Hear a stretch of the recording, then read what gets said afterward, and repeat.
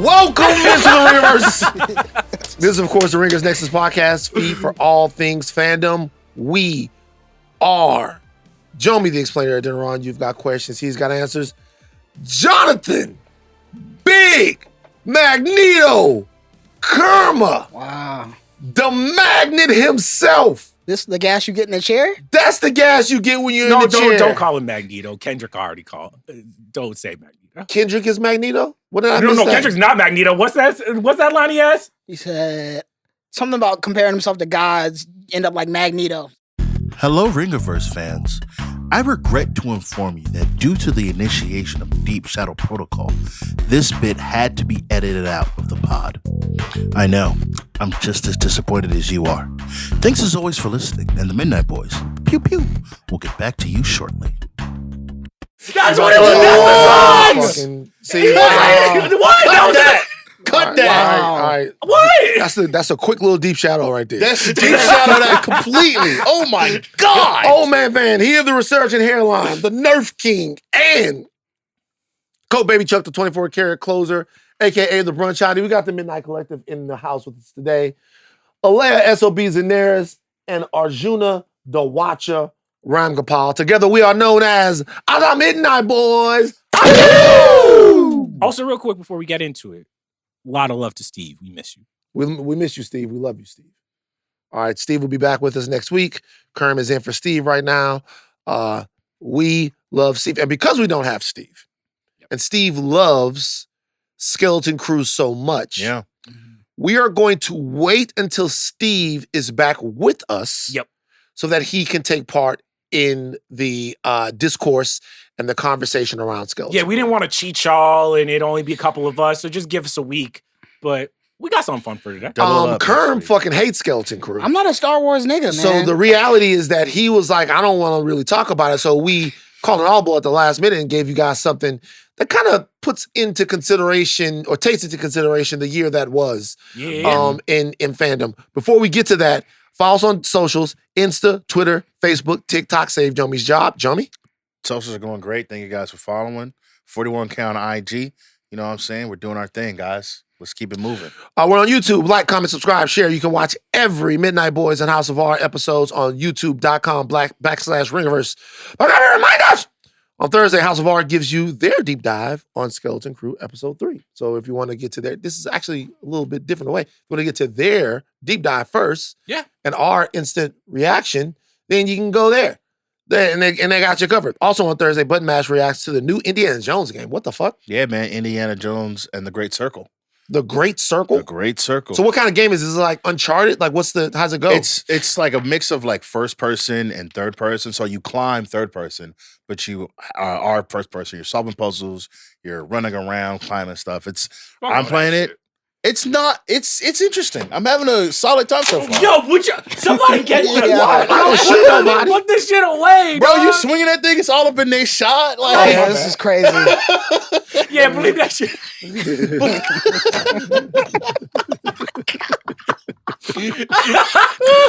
All right. Next week we'll be back with our instant reactions to Skeleton Crew episodes 3 and 4. But on today's show, Charles. All right, we're doing something to celebrate the holidays. It's called Naughty Nice Gotta Think Twice. Each one of us has... Hey, bro, come on, bro. I'm trying to get my Come dart. on, bro. I apologize. Naughty Nice Gotta Think Twice. Y'all, I'm cable with this motherfucking Nerf gun. I'm sorry. Got it man. on you, man. You know what's gonna happen? I'm just going to tell y'all right now.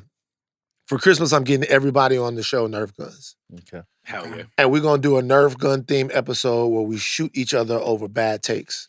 See, That's all going to be like, that's enough of the Midnight Boys. Get them motherfuckers out of here. Anyway, back to the scheduled programming. it's all fun and games till Aleya gets hit by accident or something. Like, we don't need that. Why Aleya?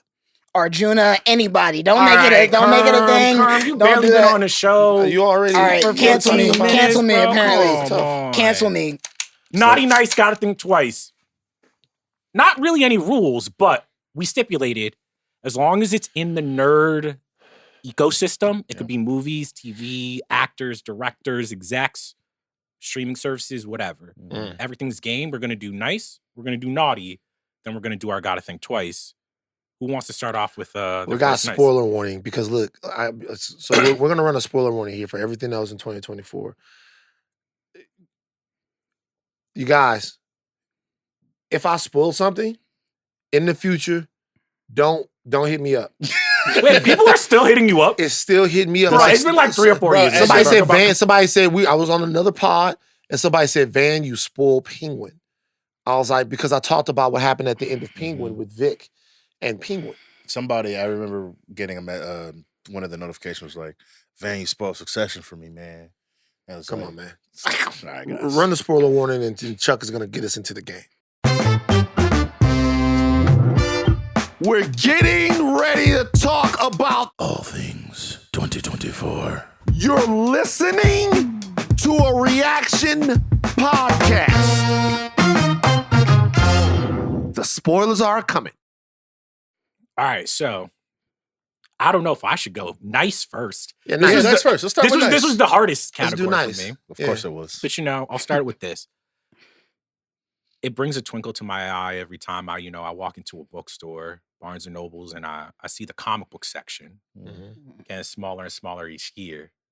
And you see the manga section, the anime section. Wow. Booming. So let me ask you a question. Where do you go when you see this? Bookstores everywhere. No, but what was the bookstore that you named? Well, Barnes and Noble is the one that is the most. Okay, you changed it. You said Nobles. This is how I know this is a nigga right here. What? It's Barnes and Noble. Not Barnes and Nobles. And Chuck said, go back to Is it? Chuck said Barnes and Nobles. Barnes and Nobles. That's how we do it. That's how we say it. Yeah. Wait, is it Auntie Anne's or Auntie Annie's? It's Auntie Annie's. Yes. Anyway. Wait, can I ask you this? I was at a party and like somebody knew that I was like, oh, I write about music sometimes, whatever. They're like, oh, what type of genres do you like? Jazz? Rap? I'm like, Wow. I'm like, well, y'all could. You should have went along with it. You should have been like, I love jazz. And let me tell you about Kenny G. Okay, so you like the fact that manga is growing and Anime, yeah. American comic books are dying. Yeah, here's the thing, man. Jesus Christ. It's just been a great year for the ecosystem. JJK wrapped up beautifully. You know what I'm saying? My Hero Academia, Kagurabachi out there. We got Fear in this year, Dawn to Dawn, Losing Heroines. Here's the thing. Losing Heroines? Man, you know Come Peak. on, bro. You know Peak. Come on. You don't know nothing about this. You don't know I that. don't know nothing about any of this. Nah. All I'm telling you guys is something that I've been saying for a long time is helping with this. I'm telling you. The girls on Twitter that pretending they like anime. They're not pretending. Not pretending. This is so misogynistic. They're bro. not pretending. Because this is what they used to do back in the day when Sharp like, oh, I like the Avengers, and be like, name 5 Avengers. Like, nah, bro. Meg Thee Stallion don't like anime like that. Yes, she does. Yes, she does. She absolutely does. I don't think she like Blue Box is fire too. Blue Box. Blue Box is fire. Blue man. Box. Okay. So anime is on the upswing. It is. It really is. Here's having the thing. big This cultural is actually what it does make me sad if I'm being real. I be seeing you don't be seeing kids reading Spider-Man no more. They reading Demon Slayer. They reading Naruto. It's good for them. It's good for them, but it's not for us. Why? I don't make $1 which one they fuck it. Like they read. I hope that Spider-Man goes on and becomes, but it's read what's his name? Naruto? Naruto. You don't know Naruto? Naruto. I know who he is, but I don't know who is Naruto. Okay. So Naruto wears like a jumpsuit. The orange one? Oh yeah. Can you It's name orange 5 anime characters Yeah. off the top of your head? Does Dragon Ball Z count? Yes. Yes. Oh, Absolutely. Then, That's of easy. course. Yeah. So then I got Trunks. You know Trunks? Yeah, Trunks, Cell, Okay. Frieza, Mm. Majin Buu, Goku, Goku last one? Bulma. Did I say Vegeta already? No, you got it. Vegeta, Broly. Broly. That's how I know. It's not Broly. Is it Broly or Broly? Bro- Is Broly? I've always said Broly. Though. Is It's it Broly? No. I've said it. I've I might never have been heard saying it Broly. wrong. I might have been. What saying was it the wrong. one? And at the end, the one that was that the Goku had to go Super Saiyan 4 to defeat. That's Dragon Ball GT. That's not canon. That's not. Oh, for real? Well, I mean, Not to me. Not to him. Goku never went Super Saiyan No, 4 he did, but where it's he not looked like the canon. 8? The only canon Supermation, there's Super Saiyan 1, Mhm. 2, 3, Blue, God, which is red, Uh-huh. and then Ultra Instinct. So wait a minute. So how did they just make a whole thing and it's not canon? Because You're talking, that's all of comics. no, I mean some of the stuff, whatever. Fuck it. Whoa, here's the thing. Dragon Ball GT was never like a manga. It's not really canon. They just made a TV show. They just made a TV show, Oh, and I now see what there's you like mean. Dragon Okay, Ball, yeah. Super. They went back and they're like, actually, None of that happened. we making something new for y'all. Right. Okay. Cool. All right. Well, that's You know way more about anime than I thought, bro. I know way more about Dragon Ball Z because I had a whole phase. But like anime, I don't know that much about anime. Besides that, is Akira anime? Yes. Akira is anime. So I watched Akira, but like other than that, it's not that much anime. A little bit of the guy with the guts. Berserk. Berserk. Berserk is good. A little bit. You never got into Bleach? Not really, man. I don't think, man. I feel like for somebody like you, Bleach is a good call. Full Metal Alchemist. Full Metal Alchemist. That's something yeah. you would have watched. Right. You know, but Here's the thing, though. I could see Van watching some of these, and you get some of the characters of Mr. Popo coming on screen. You like, blackface is crazy. oh yeah. Like sometimes I'll be watching. I'm like, damn. Let it go. It's Trump's America. That's insane. It's like let it go. We my know what we gonna God. do. We gonna focus on joy, man. We Got gonna to. fight our battles, but we gonna fight them. We gonna fight them, but we just gonna have fun because who knows how long America got. Kerm, what you got for nice, brother? Obviously, it might be a little predictable. I gotta go with X-Men 97 All as a right. whole. Sorry, brother. I know how you feel about it, but I for will me, say that's not who you had on your naughty list before we started this. when we get to the naughty list, maybe it'll come up. We'll see. All right, but we're gonna continue. talk about the show. We talk about the show. That's it. Just the show- show. yeah, Just the show. The show itself, I'm gonna be honest with you, the original X-Men show didn't do it for me. So I was going into this very hesitant, but from episode 1, just the boost in animation style, the battles and all that went crazy. I feel like all the X-Men really got their shine in the show, except for Storm. I didn't like the Storm storyline. I wish they stretched out her not having her powers and also followed the canon of, Storm beating Cyclops in a 1v1, no powers. But other than that, that's a great show. I think it's the best Marvel product we got this year. So that's my pick. They had to nerf her because they established her as Omega, and a lot of problems in the show she'd have been able to fix them. That's not my problem. My problem is how quickly it was like, oh, she lost her powers. Now she got them back. We didn't get the whole arc of her proving that she's still the leader without the powers. Without the powers, she beats. Yeah. Yeah, we didn't have her with like the Morlocks kicking ass, leading the team, all that shit. Just out there with Forge. Forge just putting the moves on her, and she was like, I got things to do. What they did do a great job in X-Men 97 of was condensing stories, but still giving you the meat of them. Exactly. Because a lot of those stories ran many issues. They were whole sagas.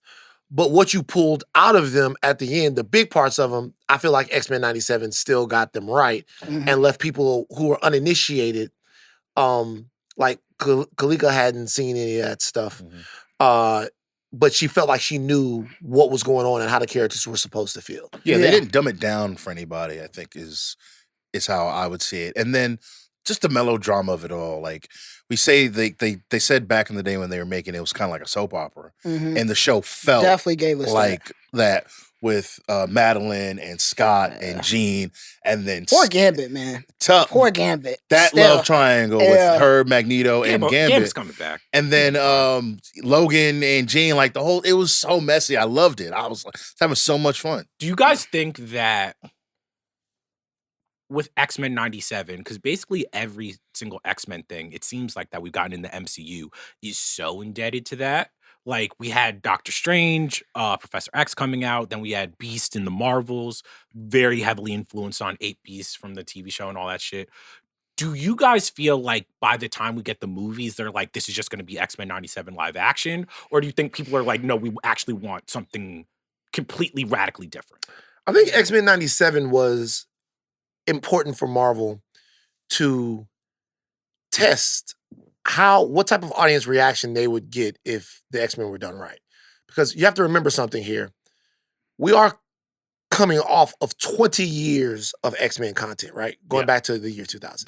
Most of it, or most of it, but a lot of it good. A lot of it good, right? A lot of it good. And so for them, trying to figure out what type of appetite the X-Men actually have in the MCU was very important. I'm not saying that they did this on purpose, but I'm saying it was important as a gauge for them because it's been clunky as fuck the way they've brought the X-Men in. Mm-hmm. And they and really sometimes, like when you see the X-Men on screen, we've only seen Beast and we've seen Wolverine now. It hasn't really done, I think, what they wanted it to do. But X-Men 97 did. I mean, Deadpool and Wolverine did, like, that part of my fears, I'm like, now that hit, it's just like, obviously they're not going to let go of Reynolds or Jackman, but there were some choices in that, like, we finally got the Wolverine mask this year, and I was just like, it didn't look great. It didn't look great. So that is the thing that I think they're going to have to balance is like, there's things that, to your point, that we've always wanted to see on screen that the films could never reach. And some of the stuff we've gotten in live action, I'm like, damn. But here's the thing. A lot of that stuff is just like fanboy horseshit, right? it is. So because one thing that, Wolverine and Deadpool gets right is, and it's not a perfect movie. It was a very fun movie to watch. It's very rewatchable. I was about to say, I watched it recently. It's very rewatchable. It's a very fun movie to watch. But one thing that it gets right is giving you different iterations of Wolverine and saying, you didn't really want this, right? Mm-hmm. You didn't really want him. You don't want Henry Cavill as Wolverine, even though it wasn't that bad. And you also don't want a comic accurate 5'3" Wolverine. See, that's where I gotta chime in. I think they was hating. I still want to see the short king shine. That's all I'm saying. Stand up You for the don't. people. I'm 6'5". We're not doing that. Stand up for the people right now. We will not be doing that today. Okay. You don't. Like, the changes that movie people sometimes make is because they understand how movie audiences consume movies. Yeah. And so when you finally got your Wolverine mask, it wasn't great because how the fuck was it supposed to look? You've seen the guy's face for 20 years. The mask doesn't really move. It's something that works in comic books and maybe doesn't work as well in live action. But I will say, like, it would be cooler. Like, when Hugh Jackman was doing all the, like, actually fighting, like, Wolverine stuff, it looked cool in a vacuum, but there was a level of, I'm like, no, this would look cooler if a short dude did it. Because I'm like, Hugh Jackman, his tall, jacked ass, I'm just like, this is a grown man running on all fours. Like, you know what I'm saying? Like, I'm like... Maybe. Maybe they'll find, who knows? Like, maybe it'll work. Wait, my other question. Sure. Do you think that they're going to go... It's for Kerm. Everyone. Yeah. Do you guys think with the X-Men films or TV shows or whatever, they're going to try to make stars? Or do you think that they're doubling down on, like, we need a Ryan Reynolds, Hugh Jackman level person? We don't trust that either we can make or we don't trust people, a new... Like, are they going to go the Euphoria route where they're just like, we're going to try to pick a bunch of teens and kids and we're going to turn them into stars? Remember when they were trying to cast Fantastic Four and they were like, we want young people. We want people that can grow up in this world. And then the casting came out. Pedro Pascal, Vanessa Kirby, you know what I'm saying? People that we've heard from and we know their work. I think they're going to go a similar route. It might not be, 40-year-olds or 30-year-olds, but it might be 20-year-olds that we know. I don't think Chalamet's coming. He's not doing no superhero stuff. But there are young actors and young actors out there. Sidney Sweeney is Madeline Kahn, come on down. You are Shadowcat. It depends on where the MCU is at the time that the movies come out. Because remember, we think of Zendaya as being Zendaya and Zendaya is Zendaya. She wasn't Zendaya when Spider-Man first comes out. To who?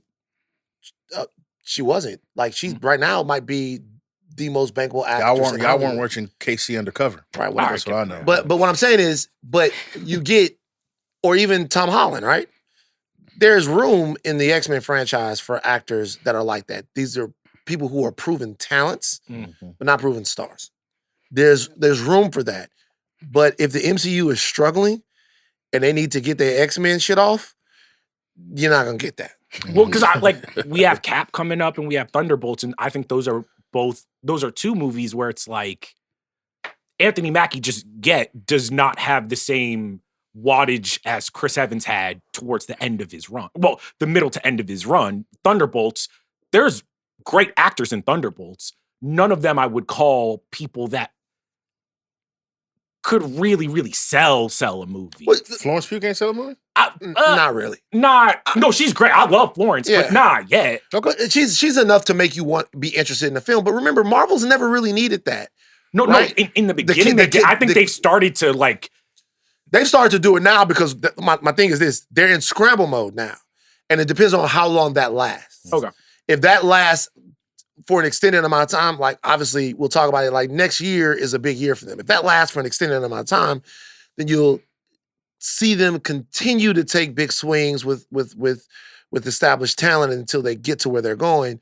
But if not, it's just a better model to get talented actors, people who can actually play the roles that aren't as well known, that can establish themselves as these characters so we can see past like who's in them. So what's the benchmark for that? Like the official breaking point? Is it like Fantastic Four bussin'? Like that's just not, it goes terrible in the box office. That would be the official mark of where it's. Okay. No, I think it's the Avengers. Like I think everybody's like if Fantastic Four doesn't work, it is actually like emergency time. Like I would be like, it's gonna be bad. Yeah. But I do think if you recast RDJ and that doesn't work, then I think people start being like, yo, like what's happening? Yeah. I mean, at that point it might be Jover, but who knows? Jomi, nice. My turn. Nice. You went with an animated show that we all loved, except for one person. Go for a live action show that I know we all loved. Shogun. Hell yeah. Nice. Yeah. 2024. Just an amazing spectacle. One of those shows that it wasn't on my radar at all. And you hear people start talking after like 2-3 episodes. Like, all right. I'm going to tap in. And then you're just sucked into that world. And for 10 weeks, I was there. Tuesday night, midnight. Give it to me. I needed it. Yes. No pause on that. I was all about it. That show was fire.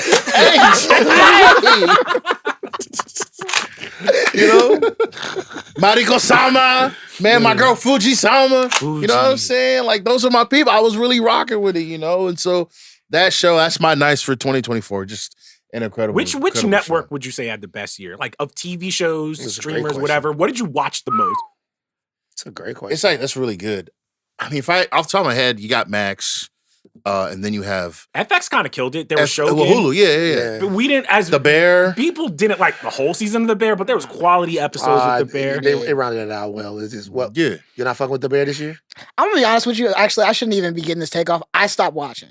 I didn't finish the season. I just wasn't feeling it. Ended on a high. I dropped off. Okay, if you didn't finish it, the last episode, like, it really ends on a high. All right, I gotta go back then. Right. Yeah. This FX maybe Disney Plus was strong. HBO kind of had a wonky year. I mean, my number one is always going to be Paramount Plus. This Lioness guy. Oh my God, Taylor Sheridan. Come on, fuck man. out of here. Taylor Sheridan. Go talk to Chris Ryan. Taylor Sheridan. That's going to be my number one. Taylor Sheridan. That stings. The motherfucking magic I heard man. That was some close range. Damn. That's how I get this workers' comp. You know what? My appendix. To Jomi's point, as soon as he mentioned Shogun, you know what I thought? Oh man, I want to rewatch it. Yeah, because the show was such a time. Man. It was. I haven't gone back to it, but as soon as you mentioned it, I thought, oh man, I miss Shogun. This is funny. When we were like coming up with this idea, we were all walking to lunch, and Kermah and I were trying to remember like the superhero shows that came out this year. And you've kind of said something like this. What is it going to take for a lot of these shows to be more sticky? Where it's just like I can remember where I was when I was watching something like Shogun, where it's like a lot of the Marvel, DC, Star Wars shows sometimes, I even forgot that we covered them this year. Not being like a dick or mean, just being like, I mean, there's some shows where I'm like, when I thought of The Acolyte, I'm like, oh shit, The Acolyte was this year. It just moments and stories, man. It's, I mean, the thing about Shogun or any show like that is that there are stakes, there's intrigue, and then there's performances. And until the shows that we're covering stop feeling like theme park rides, A theme park ride is, we've talked about this before, you get on it, you know how things are going to go. You might not know how long it is. You might not know where the twists and turns are coming, but, you know, sometimes you ride the same ride after a while because you want the same experience. Yeah. And like television shows can't really be like that, right? You can't feel the same way to watch a different show every time you cut something on.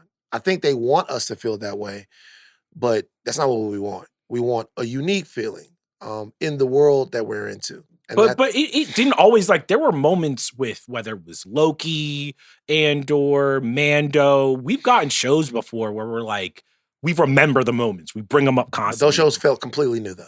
Mando felt like something you hadn't kind of really seen before. Yeah. Loki felt like something you hadn't really seen before. You kind of didn't know much about the TVA. You kind of didn't know much. And Loki's such a charismatic character. Grogu is such a charismatic little being. Those shows all felt like something you hadn't seen before. And right now, they just won't quite commit to breaking new ground on some of this stuff. Well, I think that's what Skeleton 2 is trying to do, though.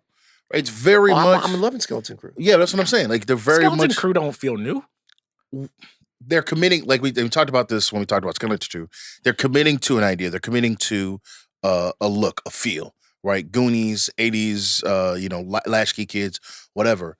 It may not feel new, but the fact that they're committing to this one overall goal, this one overall vision, I think, is much better than like the mishmash we've been getting since like Mando Season 3, Boba Fett, The Acolyte. We're getting something that they know what they want to make, and they're making it. Y'all gonna be mad at me if the Mando movie don't hit and Ahsoka Season 2 don't hit. We gonna have a talk about Filoni. Oh, you want to talk about Filoni? I mean, look. No. There's nothing against Filoni. Like, he's a very, very talented individual. But I feel like there's been a lot this year where it's been like, Kathleen Kennedy's the problem. And I'm just like, it's not like the Filoni stuff that we've been getting the last couple years. You got to score the basketball. After a while, you got to score the basketball. Like, for example, Jomi loves D'Angelo Russell. You like him. He's had some good moments. You got to score the basketball, dude. Yeah, that's what you. Yeah, I almost had 30 last night. Don't do that. I get it. I know. I'm saying against Portland. Well, but my question is, what's been the last good Filoni-verse entry? I'm going to say that Ahsoka was good. Now, Ahsoka was uneven. Yeah. But if we're rating it in terms of good, bad, Ahsoka was definitely more good than it was bad. I think it's closer to like fine to mid than it is good. It has some good moments. Because here's the thing, we don't do this a lot. We never bring up Ahsoka. Like, we never go, remember that shit that happened on Ahsoka? Even on Acolyte, sometimes we're like, yeah, well, there was that one fight. Like, there's not one moment in Ahsoka where we're like, that was dope. Ahsoka had some really breathtaking moments, though. It did. The war happens, between worlds was cool. Yeah, that stuff was really good. I think the thing with a show is they really have to think about the finales of shows and how they leave people. These shows have finale problems. I get it, right? It would almost be better to leave the show too early than it would be to leave it too late. The Ahsoka finale was so bad. Yeah. It was so piss poor. They missed on so much of it that I think the show kind of falls, the perception of this show falls under that, about how we left the show. Do you also think it's another thing? Because people complain about this is just a Disney Plus problem. This is an industry-wide problem. I think I would probably be a lot easier on these shows if I had trust that they'd be around. Because like, how many like great quality shows now had kind of like okay seasons? You go back to the first season of Seinfeld, it's not what it would end up becoming. It takes TV shows a while to like gain that momentum. And I feel especially when we're talking about $250, $300 million like superhero sci-fi shows, it's like, if I fall in love with this thing, am I even sure that it's going to come back? Even something Arcane Season 2, which I loved, there was a problem where I was like, I had to wait years in between this. I mean, that's a streaming problem, I think. And I mean, we've talked about it a couple times, but ultimately what it comes down to is they're not ready to like Netflix does this all the time. Like you said, they have a season 1, season 2, be like, oh man, this show found, and then it's gone, right? it's money now. It's not much creatively. It's more like, how do we get more subscribers? How do we get people so we can bump up the stock price? That's what it's all about now. It's not about making or creating content for people to enjoy. It's like, how can I get people to spend more money? And so essentially you'll get a show, make 6 episodes, like, okay, cool. Man, I want to see season 2. I enjoyed it. Like, it didn't make more money. Nobody subscribed to it. It's cut. That's ultimately, it's an algorithm now. It's not. Last question based. before we go to Van. Do you guys think that some of the shows that we were like, well, it wasn't whatever. Do you think if they dropped Ahsoka on Netflix or something like that, people would be fucking with it? Like, do you think there is a level of like, because there's some shows on Netflix like, here's this show from 5 like AP Bio is now like, that's a sitcom that no one was really watching. Now everybody's talking about. Like, do you think there's a level of like, if Echo was on Netflix, do you think more people would be like... Well, Netflix has such a wider reach that maybe Echo would be able to find an audience that doesn't exist on Disney+. Yeah. But Echo is what Echo is. Yeah. Like, Ahsoka... No, I'm not saying it would be quality better, but do you think like... that people will fuck with it more? I mean, like I'm saying, there might be an audience on Netflix that doesn't exist on Disney+ just because of sheer subscriber base. Yeah. Mm-hmm. But... I mean, and so it might take off, but that wouldn't mean that it was necessarily any better. Right? Also, respect AP Bio. I didn't watch it when it was on TV, but I did watch it on Peacock before it went to Netflix. It was fire. What is that show about? It's about, so Glenn Howerton plays a disgraced, I want to say psych teacher or something, and he doesn't get his dream job, so he has to come back to his hometown and teach AP Bio, but he's not a teacher. And so he's just messing around with the kids and like, and there's like how other much teachers. Time do you have on your hands, Jomi? Like you always watching shit that I'm like, I don't get a lot of sleep. Man, all right. What's your nice, Vin? My nice is the Penguin. Yeah. Oh, man. Yeah. Yeah, my nice is the Penguin. Very nice. Very nice. I was very nice. I loved the show. I got to love the character of the Penguin. Got to love a lot of the characters in the show. Obviously, there was what you want from a show, which is a very important, like, culture-shaking twist that happens at the end of it. You always want something to get the people talking. But more than anything, and I've said this before, the show had to legitimize itself. It had to be worth it being made, right? It's what we need a show about the Penguin for. And it did. And it worked as a fantastic companion piece to The Batman, which is a show that I think that I appreciate a little bit more now that the Penguin has come out. So my nice for this year is the Penguin because it was unexpected. I didn't expect myself to like the Penguin that much. Bubble Chip. What? Okay, you fucking with it. Bubble Chip? Bubble Chip. How so? I feel like shit has gotten so dire and shit got so bad. All right, bro. When you watch something like The Penguin, you were like, well, damn, at least we got some talented. Like, here's the thing. The Penguin isn't poorly made. Like, you got real actors, real writers, real cinematography. Like, whether I liked it or not, like, there's like, I can see the quality on screen. I could see people trying. Yeah. And I think we got to a point where it was like, the rest of the shit out here, effects not done, actors like phoning it in. Half the time, it's not even people are in a mask. It's just the all that shit. I think, even if I didn't fuck with the Penguin, I think it's just like in a more traditional year where there's more stuff to compare it to. I don't think like... Well, we haven't had one of those years. My only thing about that is I can understand what you're saying, but...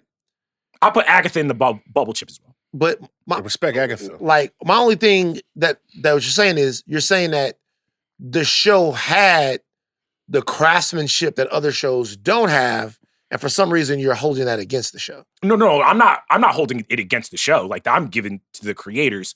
I don't think that just for me personally, that doesn't make it a good show to me. You know what I'm saying? Like, there's like a lot of rappers. Like, sometimes I'll like listen to like rap music where I'm just like, damn, they got the beats. Give me an example of somebody who can really rap and you don't fuck with. Oh, people gonna get really mad. Like, all right, perfect from this year. She's so talented. Like, so talented. Don't do it.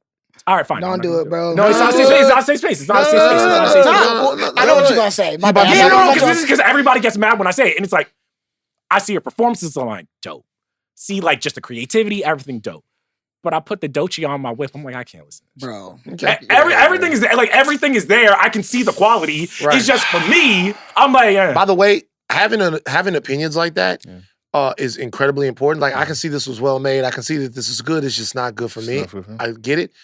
I think she is magnetic She's and a like star. maybe I She's think she's gonna be out of here. I agree. beautiful, talented, like the entire package. And a lot of times, sometimes with female rappers, I don't be getting into it. But I'll just be honest with you. Wow. Bro, this is not helping us beat the misogyny I felt like you could allegations, have kept bro. one to yourself. Like, come on, I'm just man. being for real. I appreciate that, but you could have kept one to yourself. But like Doechii, I love it. Like I really, really get in. I think she's amazing. No, here's because. But that's a good. I get that though. I get. I was when I was a music writer, there would be a thing where it's like, even when I didn't fuck with someone, I can appreciate an artist being like, not only did she make what she wanted to make, but it's a full artistic statement where I'm just like, okay, like people should go listen to Doechii. She's really, really talented. But when I look at The Penguin, it's something similar where I'm like, they made what they wanted to make. It's of a high quality. If I'm comparing it to other shows that I really fuck with that are in the same level, it's like, it's just one. Say the show. It's one rung below. Say the shows. The shows that The Penguin wants you to think about, whether it be stuff like Sopranos or Breaking Bad or any of that type of shit, is just like, it's karaoke. It's just like, nah, I don't want to go to karaoke night. I'd like to go to the fucking Kendrick concert. Yeah. Like, what? Yeah. What? No, well, Jomi, what? It's not, whoa. It's not karaoke? Let's be real. Nah, man. Well, it's strange. Like, here's the thing. Skeleton Crew, some could say it is Stranger Things karaoke, which is fine. We just got to be real about Well, Stranger Things is karaoke. It is. Right. I mean, Is Sopranos not karaoke of The Godfather? Oh, come on, man. All right. Let's not get disrespectful. I love The Sopranos, but The Sopranos itself references The Godfather so many times. It is a modern take on a world that we understand. All art, to a degree, there's a difference. derivative. There's a difference. Everything is not karaoke. Art is derivative. Art is derivative. All art to a degree is Every art. derivative. There's a difference between karaoke and there's a difference between inspiration. So The Sopranos is not really even about the mob. The Sopranos is about David Chase and his relationship with his mother, and he formed it around the mob situation. Look, so what I'm saying is, to me, the way that I enjoy the thing that I'm watching is to try to appreciate the thing that I'm watching for what it is, right? Like, I'll give you a perfect example of something. Perfect example. My mama comes out here some years ago, right? My mama gonna make a pot of gumbo. She coming to LA, she gonna make a pot of gumbo. And she starts to get frustrated when she's out here. And she starts to get frustrated because in order for her to make a good pot of gumbo, she can't even get what she need in LA. None of the ingredients. They don't have it. So every time somebody talks about the gumbo in LA, they're leaving out the fact that if you want to make a good pot of gumbo in LA, you can't even get the shit that you need. If you in Louisiana, when you walking through the supermarket, there's filet everywhere. It's all kinds of stuff. You pick it up and you need it. And so I look at my mom. I'm like, Mama, because she about to make the gumbo and send it to TMZ and blow the people's head away. I'm like, Mama, these people don't know the difference. Like, make the gumbo you can make, and we're going to enjoy it for the gumbo that it is. We're not going to compare it to the shit that you can make in Baton Rouge, because if you continue to do that, you won't be able to. So now, when I get gumbo out here, and I get it from Willie Mae sometimes, I get it from Harold and Bell sometimes, I try not to compare it. I'm eating the LA gumbo. Yeah. And when a show is high prestige, like when they're trying to be important, like we're gonna win 55 million Emmys, we're from the creators of, like, for example, I'll give you a show that didn't fit the prestige niche that it was supposed to fit. Boardwalk Empire. Yeah. When Boardwalk Empire came out, Boardwalk Empire is coming out. It's got Martin Scorsese directing the pilot. It's got David Chase or Terrence Winter, one of them, involved in the show. So it's coming from the Sopranos people. That show is telling you this is going to be as important as the Sopranos, and it never quite gets there. Yeah. It never quite gets there. That's a show where I go, it was good, but for what it was supposed to be, kind of didn't meet it. So I can't help but compare. Yeah, but here's the thing. Even when I'm like being critical, like, that's why I'm like, oh, The Penguin's not unwatchable. Same thing, I said something about Agatha where I was just like, oh, this isn't for me. Like, I can see the quality. Like, you can see to your point, when I went back to New York when my homie takes me to go get some Mexican food, I'm not bitching at the Mexican spot that this shit ain't like in LA. I'm in New York. It's not gonna, you know what I'm saying? Right. That's just me when I'm just like, we talking about, oh, what's a 12? What's a game changer? What's like classic? Okay. Some of this stuff don't reach that bar. All right, it's your time. What's on your naughty list then? Honestly, this is a great segue. My naughty list is C-list characters. You know, Penguin, Agatha, Madam Web, Craven. We could go on and on. Skeleton Crew kids, Acolyte, whatever. You know what? It's doomsday time. Okay? It is doomsday time. We don't need the Little Rascals. We don't need the fucking Teen Titans. We don't need these motherfuckers. Nobody knows their name. You know, all right? Give me Batman, give me Superman, get Wolverine's ass out here. Big guns. This is like, it's no cute time anymore. That whole thing where it was like, oh, this is the MCU. There's no bad characters, just bad stories. Nah, we realize in the last couple of years, there's a lot of bad characters. Y'all don't got the juice left for them, all right? The creativity is not at the level where y'all can elevate these characters like y'all need to. Honestly, the higher ups who control the purse strings, they don't even believe in this shit anymore. Like, for the next couple of years, I'm just saying, not forever, just the next couple of years. I think you can get what you want. Yeah, you're definitely gonna get what you want. Yeah. I think this is so. This reminds me of when LeBron was talking about the Game 6 against Boston, and he was just like, "Man, I was just out there trying shit. Not even a bump shoulder guy. Bump shoulder fade. One leg of bump shoulder fade. I'm a bump. I'm not that guy to go shooting that. That's the kind of hitter they thought they were on. You know, with after Endgame and all this stuff, they're like, oh, we can make Actor, we can make Echo, all this stuff. They gonna hit all of this shit. And then we kind of was like, all right, cool. Where's the action? Where's the real stuff? You know, and so we're getting to a point now. It's kind of like, all right, guys, let's get back to the real hitters. We even get to the point where I'm like, we didn't need Joker 2. We didn't need Venom 3. Like, I know people want people. That's business. No, I know that's business. I get that, but there is a level of. I think maybe talk me off the ledge. I think every single bad superhero movie or TV show that we get damages the ecosystem to such an extent that like people are they don't want to give anything a chance. Like the general audience, not nerds. Nerds are going to watch whatever. The thing that I've noticed is like, it is so hard to get anybody to care about any of this shit now because the trust has been lost. Yeah. See, the thing is, with superhero stuff, a lot of times you're managing expectation. So earlier on, Marvel is a victim of its own success because it turned its B and C-list characters into A-list characters.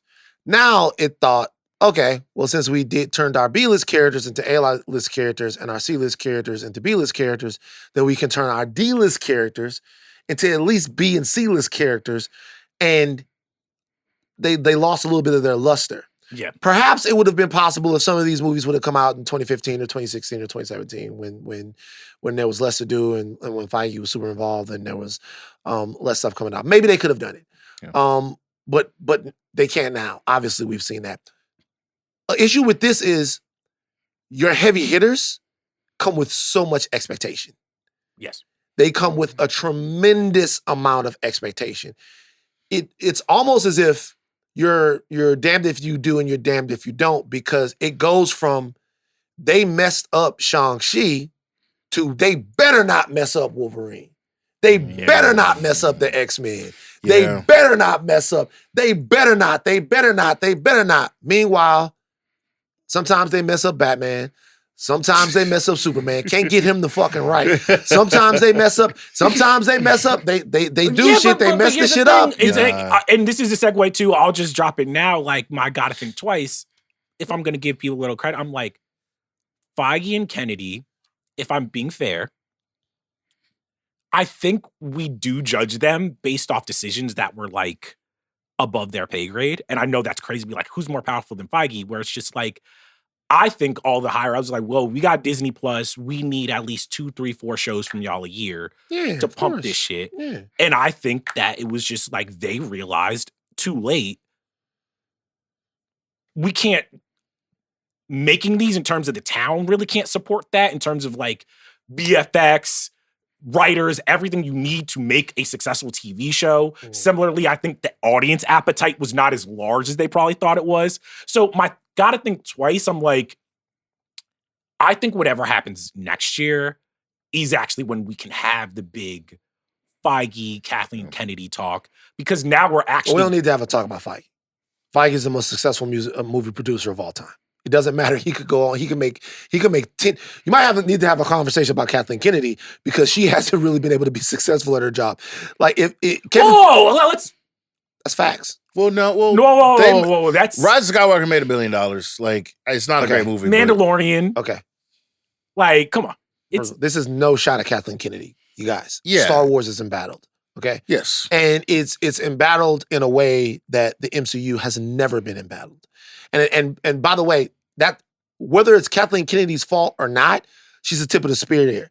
So Star Wars being embattled, Rise of Skywalker was successful. The movie, the Lord and Miller debacle that happened on Solo. Yeah. Not one person makes that. It's not one person that makes a decision to pull two guys off of a movie that are doing it and then install Ron Howard and let him finish. It's not one person that makes that decision. But what I'm telling you about is like when that decision is made, or when the season 3 of The Mandalorian, or this, or that, or this, Star Wars is embattled. It's okay. I'm not. But why I say gotta think twice?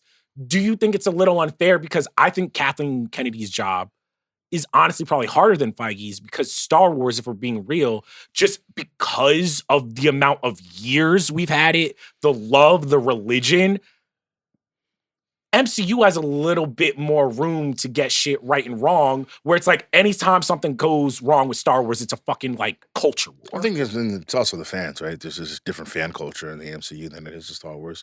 Like you said, religion, right? MCU stuff happens which way. It's kind of like, oh, that's tough. Whatever, you don't think about it. Star Wars has like rules and regulations. There are stuff that like boxes that usually get checked, especially over the course of like the first 6 films. And so now when they want to diversify and change things and make things new, updated for new audiences, it's kind of like, whoa, this isn't the Star Wars I know and love, all this stuff. It's very much a different energy in the fan bases. And so when you get to the new sequel trilogy, we watch what's it called? I almost called it A New Hope. That's how much it reminds me of Force Awakens? First one. Yeah. But when you watch Force Awakens, you're like, okay, this is New Hope. Cool. Oh, a good time. Last Jedi comes out. That's the tipping point. That's the moment when you look it all back and you run the tape back. That's the moment it all fell apart, truly, right? Because you could make a Force Awakens. Everybody's like, that's just, we've seen that movie before, but it's cool. We had a good time in theater. Star Wars is back. Hey, we're all smiling. Last Jedi comes, Rian Johnson's like, yo, we're going to change the whole thing up. All that stuff you knew before, forget all that. It's that new stuff. And people, like it was, what was it called? It was a combination. Solo also was a disaster as well. But that came afterwards, though. And I know, but what I'm saying with Solo, though, is Solo is a movie that so The Last Jedi is a movie that like really put the fans at each other's throats, right? Mm-hmm. Solo is the movie to me where Star Wars course corrected, because I'll tell you why. And it might have been The Last Jedi definitely had an influence on it, but I'm talking about they go, okay, this is what we're gonna do. Everyone loves this. We're gonna do Boba Fett. We're gonna do Solo. We're gonna do all of these movies, and then Rogue One worked, right? Rogue One worked because Rogue One, they're still in the sweet spot there. But didn't they have to like go back and did they have a cut? Tony had to go and then up in there. They changed Rogue One for a couple of reasons. Number one, the first cut of Rogue One had Darth Vader cutting people's heads off in the movie, and they were like, "Can't do that." Like, can't have it. You know what I mean? Can't have it. But what I'm saying is like, The Last Jedi was still by every metric a successful film. It was a successful film critically. Yeah. Critically, commercially, it did well. And commercially, it did well. Absolutely. Then you have 2 movies that underperformed at the box office and were critically panned. Solo panned? Yeah. Yeah, it was rough. I didn't read that. Honestly, we gotta be real. There's no world where like Solo was working, I don't think. I think they miscalculated. I disagree. Yeah, no, because I think that what they came out with was like fine. First of all, I don't mind the movie. No, I'm not even talking about the quality. I'm talking about, I think that they were just like, people are ready to see another person play Han Solo. And I think no, people weren't. Like, it's like, I don't know if the appetite was there. I think you had to wait a couple years. Like, I think in 10 or 15 years, you could probably remake A New Hope. And because, like, the people who saw the original, like, in theaters, most of them are dead. Like, you know, my original idea for Solo. Oh my God. My original idea for Solo, like I had a bunch of the way I looked at Solo was I would have had, because I know Han was already dead, right? Because he died. A spoiler alert. He dies in Force Awakens.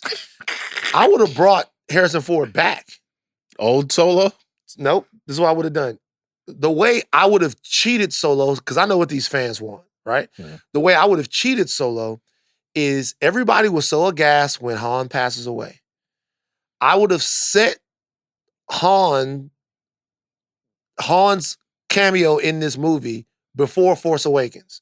Him and Chewie do not have the Millennium Falcon.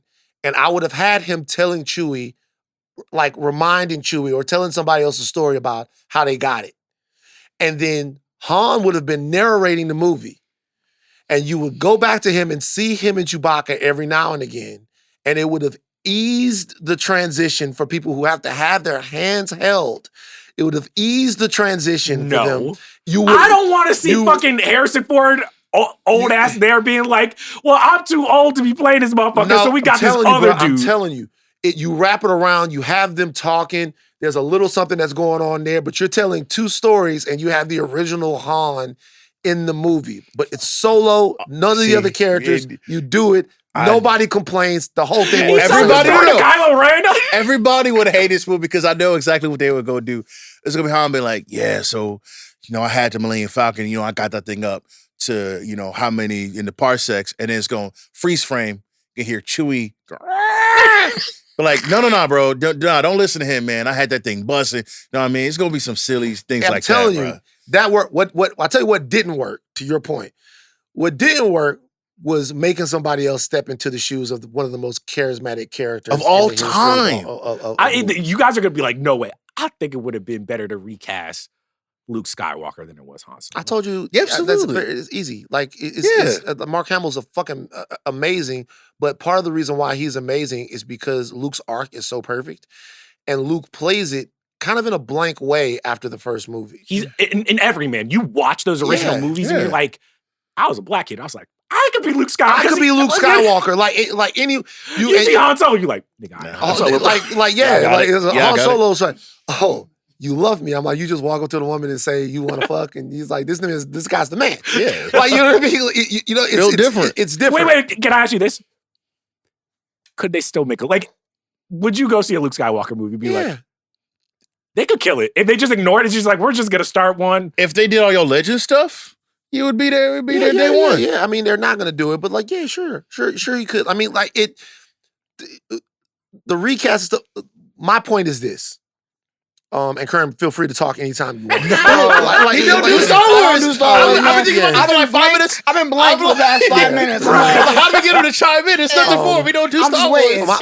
My thing is this, and I'll go back to my original point. First of all, I want to correct something. Okay. Kathleen Kennedy's legacy as well cannot be cemented. Kathleen Kennedy, way before she was doing anything with Star Wars, I want to make sure that I say this, was and is a fantastic number one movie producer. Mm-hmm. Like, going all the way back to her work with Spielberg, to work along. Kathleen Kennedy is an amazing, and I don't know if everything that's happening there is actually her fault, like, to your point, but I do know that she is the tip of the spear there. Mm-hmm. I was just talking about, and I'm still talking about, in these individual entities. He is minted in the MCU, Kevin Feige. He is minted in the MCU. Yeah. There are still people that are wondering if Star Wars has the right leadership. That's all I'm saying. I'm not saying that Kathleen Kennedy isn't a fantastic movie producer, and she hasn't been a fantastic movie producer. She has, and I'm not even saying that she's the wrong person to be at the helm of Lucasfilm. I'm not saying any of that. I'm just saying one of them is embattled and doesn't have a tremendous track record for making quality stuff going back to whenever the merger was. It's so scatterbrained. And another one has an unprecedented run of success. So Feige is still operating in goodwill for another 2 or 3 years, and that's just kind of the way it goes. That's why I put them both on my Gotta Think Twice, because I want it to be fair, where I'm like, next year's the year where it's like, I start having conversations of like, maybe Feige should, start getting someone ready. Maybe. Nate's right there. Okay, John, what you got for your naughty? All right. Y'all, I was about to fall asleep. But my next one, kind of a two-parter. Hey, chill out. Please don't do that to me. Two-parter. First half. What's my camera, Aleya? Is this my camera? This camera on me? Okay, so I'm gonna take off my shades for this.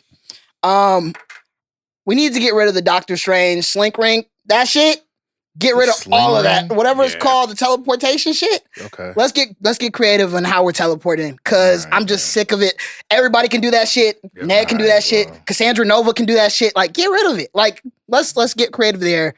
Part 2 of that, I don't know how we're gonna fix this, but third acts in these superhero movies, it's just we gotta come up with a better solution for these third acts. Cause Deadpool and Wolverine, the second they go through that portal, that's why I turn off the movie. It's rewatchable. I can't do that third phase of the movie at all. It's just not a good battle scene to me. There isn't really much sense to it. We're just fighting 20 Deadpools without any real cause. I just wasn't fucking with it. So those are my two. I mean, the third act is a big time problem. We've had this problem for a while. The sling ring thing, this is the kind of stuff that people get in my face about. Ned using the sling ring is a fucking tremendous quarter flip. It's a massive fucking quarter flip. It almost should be not quarter flip. It should be Ned slink ring.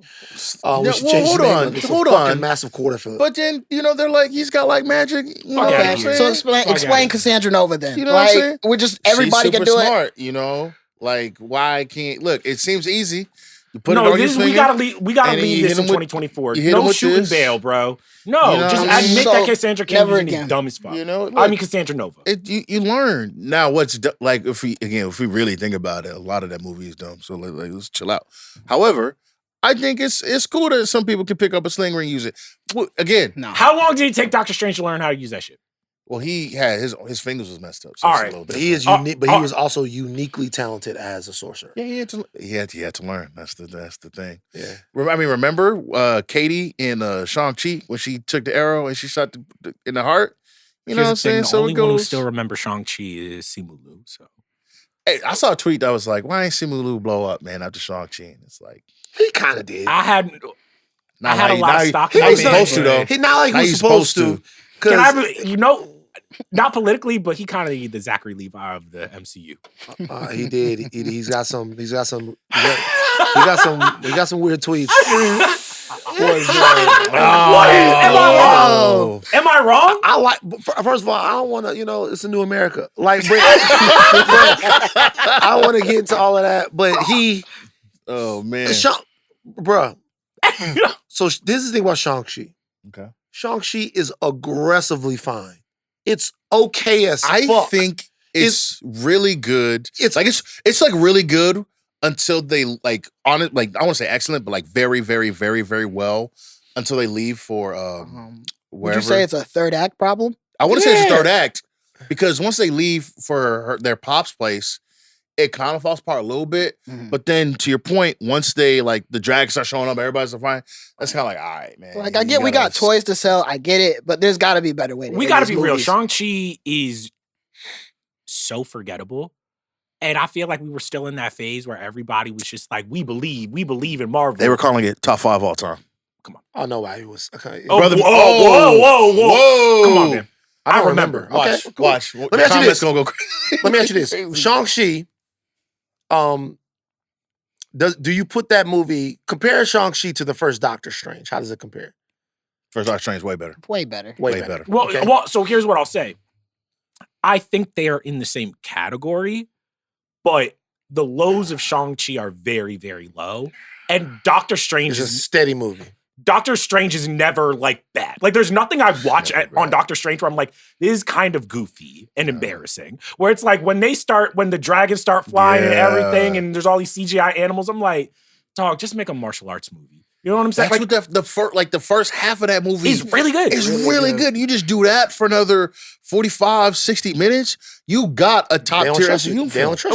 When Shang-Chi was doing, they were fighting in the big skyscraper. Yeah, I was like, this is the movie. That's the movie. movie. This is just the movie. And then that's the other thing, the MCU be getting cute with it, where I'm like, it's okay just to make a martial arts movie. It's okay. But the problem is the stakes that come from Endgame. Because the Shang-Chi that exists now, we got to believe that he could be an Avenger and he could fight alongside Doctor Strange and all of these people. So we got to give him the 10 rings and he's got to be able to have I don't know. They had Hawkeye running around trying to make That's a fair point. You know what I'm saying? Hawkeye wasn't doing shit. He was just there for the vibes. Well, no, remember in Age of Ultron, they were like, Hawkeye brings a team together because, a human just makes it all real. I mean, look, Hawkeye get busy. Hawkeye even in the comic books, like during the second Secret Wars 2015, they're like, if there's one person in the whole MCU that you want to send to kill somebody, it's Hawkeye. I was like, for real? I was like, if you need an assassin, somebody that you know is going to get the job, it's Hawkeye. Hawkeye's a motherfucker. Okay. I'll be real. Mm-hmm. Just let's get really nerdy about this. Can Hawkeye beat Bullseye? Yeah. No, he can't. Yeah, he can. Bullseye? Yeah, Hawkeye fuck over Bullseye, yeah. All right. I mean, it's the same guy, but no. Hawkeye is better hand to hand than Bullseye. So you're telling me that Bullseye killed Elektra. You're telling me that Hawkeye could beat Elektra. Yeah, Hawkeye could. Yeah, Hawkeye is. He shoots arrows. It don't matter what he's doing. Yeah, he don't miss. arrow, but that's what I'm saying. He does miss. He doesn't miss. That's his whole thing. Who? Hawkeye's whole thing. He doesn't miss. Yeah, that's what I'm saying. No, he does miss. When did he miss? He's not named Bullseye. Bullseye's power is he doesn't miss. That's Bullseye has missed. We've seen Bullseye miss on screen and then be freaked out. Yeah, that's because every single Bullseye that we've gotten on screen has been shit. I like Bullseye. Oh, the Bullseye from the Daredevil show was dope. You are lying. Oh, no, that was dope. He was tight. And by the way, I think they're 2 for 2 with Bullseye. I think Colin Farrell's Bullseye was dope too. What's your naughty? What's your naughty, Jomi? We just lying now. I like this. I like this. I think Colin Farrell's Bullseye was dope, and I think the Bullseye from I saw this guy working out at the gym one time too. From Daredevil. Yeah, from Daredevil. I thought that was a fantastic take on the character too. I really did. No? You don't know. You didn't watch it. I watched that movie when I was like 6. Like I loved it when I was 6, but I don't got a take for you on that. I liked Colin Farrell's Bullseye. I think maybe the Bullseye thing on the head was a little bit. Yeah, it was good. It was very early 2000s. But bruh, the Bullseye that they had in Daredevil, where they really set up the tension of Bullseye really well. When him and Daredevil are running through, they're fighting in the office building, and Daredevil is just dodging all kinds of shit. This nigga's dodging staples. He's like, that's Bullseye to me. So I don't know. I like that Bullseye. No, okay, cool. I'm glad that you enjoyed it. You didn't like it? It's a little. I guess campy is it? It's a lot going on in that. Which one? You talking about Farrell? Okay, yeah. But even in the fucking Netflix joint, his costume was weak as fuck.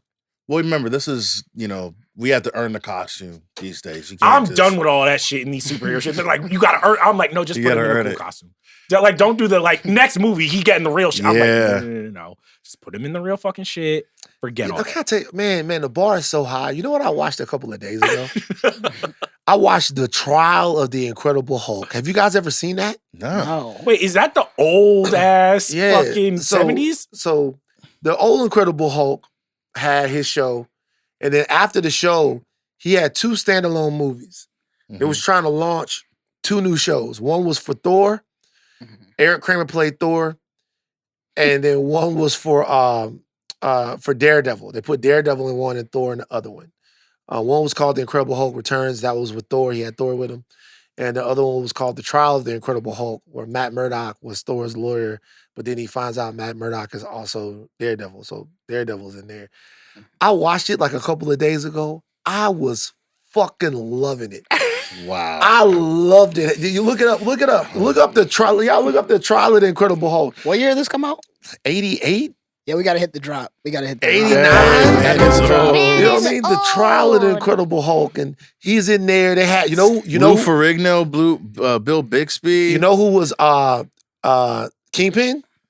Gimli, Jonathan Rhys Meyers. He For was real? Yeah, he was Kingpin. It's good. It's like we should do a whole just Jonathan Rhys Davies. Jonathan Rhys Davies, should I say? Rhys Rhys Meyers Meyers is is, the other guy, the young handsome guy. guy. Yeah. Yeah. All right, what's your naughty, Jomi?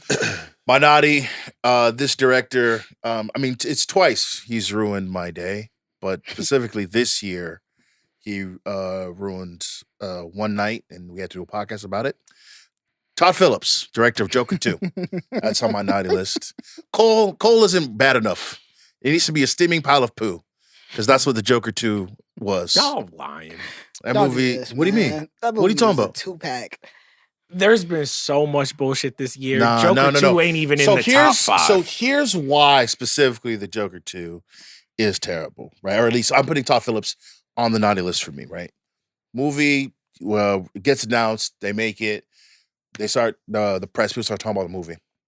And we know that they cast Lady Gaga to be Harley Quinn, and she's singing, right? It's going to be a musical, okay?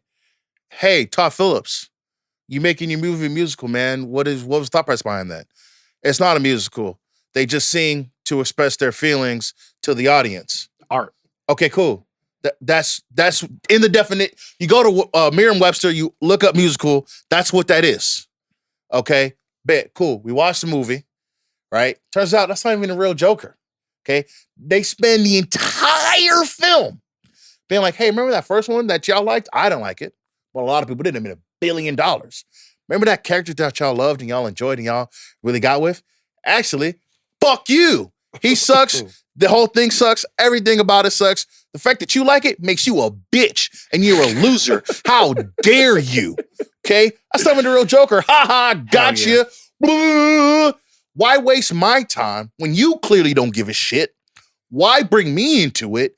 And now I got to spend my 2 hours watching you give a middle finger to the audience while you go home and with your check. Welcome to my world. That's how I feel about half the shit we watch. God, Honestly, y'all gonna be mad at me. I you're think a Joker 2 troll. better than the Penguin. You're a troll, man. I'm not even Yeah. trolling. I'm not even trolling. You Joker can't 2 be is better than the serious. Penguin. I'm not gonna Jomi, while you're out, could you give me a coat? I'm not engaging with that. Whoa! They bring me the sugar. You know what I'm saying? Whoa! Why can't I have? Not Wait, yet. I'm not even trolling. I'm being Let's dead just, ass can we move serious. on to yours? Yeah, I'm not your engaging with pick. that. Let's. I'm not See, engaging. whoa! What happened? This is a new America. It is a new America. What It's happened? true. What happened? We gotta protect our peace in this new America.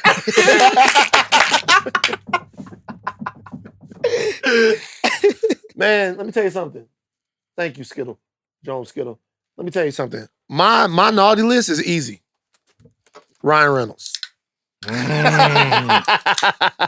Too much dip on the chip. He knows what he did. Too much dip on the chip. Ryan, I fuck with you. Been fucking with you. Been fucking with you since you made the name Van hot in these streets. Van Wilder back in the day, big time situation. People would call me Van Wilder. They'd be like, Van Wilder. I'm like, there's a Van. Ryan Reynolds have always fucked with your career. Fuck with the stuff you do. When everybody else was hating on Blade 3, You stood up for him. I was like, yo, Ryan Reynolds is cool. You lying? I swear. You're telling me you had conversations around Blade 3, be like, hey, yo, I'm chill a on my man Blade 3. Ryan Reynolds. I'm a Blade 3 defender. Because I was also going through my Jessica Biel phase. It's a whole phase. We can't talk about it now. Wait, why can't we talk about it now? Because, man, you know, things is It's not, a new America, okay? Yes, the new America. It's a new America. It's That was true. your milk It's phase. true. That was your milk phase. There was a milk phase. It lasted for a while. So there was a tweet, and it said it was reacting to the Variety Actors on Actors season 21, which is a fantastic thing that Variety does, where they get all the actors around and they talk about acting. It's so great. And someone tweeted out, Andrew Garfield's talking about playing a husband and father whose wife decides to forgo cancer treatment, and Ryan Reynolds is talking about playing Deadpool. That tweet Did fucking numbers. Damn crazy, man. Crazy. $2.4 million. 2.4 million tweets, should I say, or views. Ryan Reynolds responded to the tweet. With a book. Like with Crash Out. a fucking book. Can you read some of the best of this? Read the entire thing. Correct. Andrew's a genius. He and Florence are magic together in We Live in Time. They're heartbreaking and charming and spend the entire film in a high-wire act of humanity and constraint. And yes, I am Deadpool, but I will take a stand and speak in defense of comedy. Dramatic work is difficult. And we're also meant to see it's difficult, which is one of the reasons why it feels visceral and effective. Comedy is also very difficult, but has an added dimension in that it's meant to look and feel effortless. You intentionally hide the stitching and the unstitching. I think both disciplines are beautiful, and both work beautifully together. Comedy and drama subsist on tension. Both thrive when subverting expectation. Both thrive backstopped by real emotion. And both are deeply subjective. Your favorite comedy might be Anchorman. Mine might be Lars von Trier's Melancholia. Wait, there was no character limit? What was it, like a screenshot of the notes app? He's got the blue check. Okay, gotcha. Ryan, I will say, him and Hove were writing a letter this weekend, bro. They was both over there on the laptop, bro. Ryan, shut the fuck up, dog. Okay? So here's the thing. Wait, let me get this out real quick. Ryan Reynolds is a ridiculously talented performer. He really is, guys. Yeah. He really is a great actor. He's great at comedy. He's funny as hell. This is blatant awards show fluff. Ryan Reynolds wants Deadpool to be, he was nominated for a Golden Globe before. He wants Deadpool to be taken seriously. I get it. I do it. This looks so fucking pathetic, dog. So here's the thing, right? Because he's not inherently wrong. Drama and comedy are two sides of the same coin. You do need some of that same energy. People talk about dramatic actors coming to do comedy and vice versa, and why comedic actors are so good at doing drama, because they just know that tension is useful, all that stuff, blah, blah, blah, blah, blah. Brother, just call the man broke and call it a day, man. That's it. That's all you had to do. I mean, my thing is this. No. It's not even that. It's like, first of all, I know a lot of actors who don't think that you're really well-rounded if you can't do comedy. Most actors that are that we look at as dramatic masters, most of them can also be really funny. Yeah. Most of them can also be really funny. Mm-hmm. Because if you have that level of chops, normally you've come up, you've done some Shakespearean comedy, you've been in different comedic situations. But there are some people who are really, really dramatically gifted who can't be funny. And most actors that I know consider those people to actually be lesser than some of the other actors that can do it all. And we've seen over the course of the last 30 years, really talented comedic actors take dramatic turns. And a lot of those guys are successful at it. Adam Sandler, Punch Drunk Love, Bill Murray, Robin Williams, Jim Carrey. These are really awesome performers. This just looks so Hollywood. You're talking on Twitter. You're going to speak in defense of comedy. Let the work that you did as Deadpool stand on its own. At the point that somebody of his ilk is going back and forth, that's for me. Let me go back and forth on Twitter. But when I saw this, it just looked really desperate, and it was kind of a bummer from him because he's holding on so tight, man. Have we got to a point, maybe I'm just being a Scrooge about this, where I feel like because IP is the only thing we really get, now people always have this feeling of Wicked. If Wicked doesn't get nominated for Best Picture, then that means everything. And Deadpool 3 did. And I'm like, hey guys, Deadpool and Wolverine made over $1 billion. That's the win. We do not have to treat Deadpool and Wolverine like it is a great cinematic masterpiece, because I'm like, that's not what it was trying to do. It's a blockbuster. We're supposed to enjoy ourselves, laugh. It's not that serious. I'm going to be honest. Does Ryan Reynolds truly believe that his acting was some of the best comedic acting of the year? Because if so, come on. Why do these blockbuster IP machines also have to be respected as high art. Isn't that kind of beside the point? That's not why I go to see them. I mean, maybe, but then you got people online who like to make jokes, right? You know what I mean? And so your movie made over $1 billion. Who gives a fuck? And that's where it's at, right? Like, you don't have to do that. But if people are going to continue to be like, you're making that super cape shit, superhero shill stuff, you know what I mean? It's ego. No, but here's the thing: there is superhero cape shit that does get to the point of like, oh, this is high art. Somebody did something really transformational. Somebody did something very powerful, whatever. Deadpool and Wolverine wasn't that, and I don't even think it was trying to be that. You know what I'm saying? It's not, and Ryan Reynolds knows that. So, well, I don't think he does. My thing is, the problem I have with this is it's ego. It's baked into Ryan Reynolds, who is having a great career and will continue to have a great career and has so many different roles that he can play and do. He's not standing in defense of comedy. He's standing in defense as Ryan Reynolds as Deadpool and wanting something different. It's his prerogative. Do you think do you think that it hurts his feelings that, like, even though he is not only one of the most bankable stars in movies, that we take the brand of Ryan Reynolds movies not that seriously? Because to be fair, most of his movies, while they're crowd pleasers, aren't really that good. Like in his current run. I was about to say, y'all don't like Safe House? Love Safe House. Love Safe House. What's the video game one? Free Guy? That was good. It was cool. It's all right. It was cool. Yeah. But there's a lot of corporatization over there. You know what I'm saying? Ryan Reynolds has utility in Hollywood. The Proposal. Yeah. He's he's a funny, charming guy. Yeah, but when has Ryan... This is going to sound bad because I think he is really, really talented. But I don't know if Ryan Reynolds has really, like, stretched in the way that I think he's capable of. Like, I don't think he's ever been like, you know what? Fuck all this shit. I'm super powerful. I'm going to go try to, like, make an Uncut Gems. Like, I'm gonna find and take a risk with, like, a director's and just, like... I don't know that he necessarily has to. I don't think he has to either. But what he can't do is, or what bothers me, the reason I put him on a naughty list, is because if you're going to do that, do that. But trying to campaign Deadpool into that situation is just based on, it's ego driven. Now, the first Deadpool movie is a different performance than this one. Yeah. The first Deadpool movie, if you go back and watch it, is a lot more layered of a performance than the subsequent Deadpools. Yeah. Like, the first one is a guy that's dealing with a lot of new information. I feel like the leap from the first one to the second one isn't too crazy. Yeah.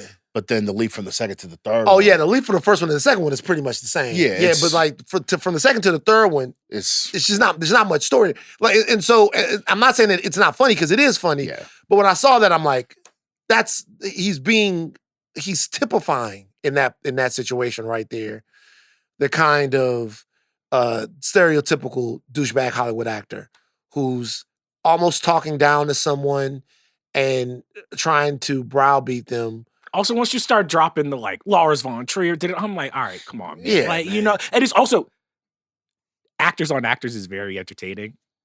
This is a fucking video series on YouTube by Variety. Like, you know, like, it's like, this ain't even an award, bro. Yeah. Like, all right, so before we get out of here, let's mix it up. We were gonna have some, like, it was Naughty Nice, Gotta Think Twice. Let's do either Gotta Think Twice or Who in the Midnight Collective deserves nice and naughty. Who's been the nicest? I'm gonna do Gotta Think Twice real quick. All right. Gotta Think Twice on Captain America: Brave New World. Okay, Marvel. Shoot what you gotta shoot. Make it happen. Work through Christmas. New Year's. Shoot what you gotta shoot. Make it happen. Shoot it. Shoot that motherfucker. Shoot, get that motherfucker right. All right? We're hearing all kinds of buzz and the buzz that. I'm telling you straight up right now, this is a movie we want to like. Mm-hmm. Listen to me. To Marvel, to everybody involved, this is a movie we want to like. It's a home game. It's fucking Black History Month. Black Captain America. He got the shield. He's flying around. This is a movie we want to like. Delay it if you have to. Like, if you have to delay it, delay it. Shoot. Get this motherfucker right. I don't know. Get it right. That's it. That's my bad thing I'm twice. going to be honest. Black people can't really take many more L's. You know, it's been a string. And if Captain America sucks, it's going to be just... Hey, we need this one. Yeah, like, we really need this one. It's been rough. Will we be honest next year? As Black podcasters in this space. Have to be. If Captain America sucks, are we going to be... I'm going to be... I have faith in the movie. I've lost all faith. I have faith in the movie.